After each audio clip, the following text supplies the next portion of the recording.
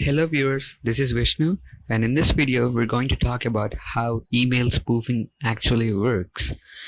As you can see, I got a mail from Elon Musk, and I'm gonna say this, it's actually a fake email which is sent by me. But how did I pretend to be Elon Musk? How did I get access to his email? Well, it's not that hard. You can easily pretend to be anyone you want, and you can send it to anyone you want again.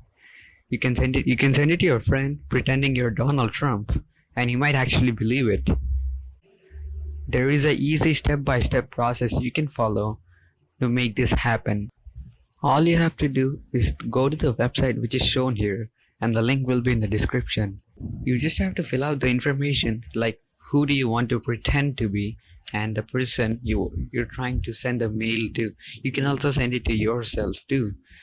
And once you fill out the information, check the box saying that you're a human and not a robot, and click send. In fraction of a time, you should receive a mail saying the person you pretended to be has just mailed you or your friend.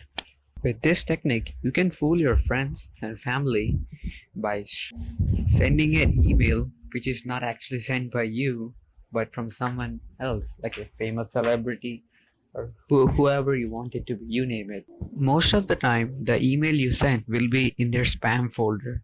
It is because every email has its own hash code, and right when you send an email, or Gmail verifies if the Gmail you sent to the hashtag it already has, and if it doesn't match, which is highly likely because you're trying to pretend someone else and it's not gonna match their hash code, so it will end up in their spam folder.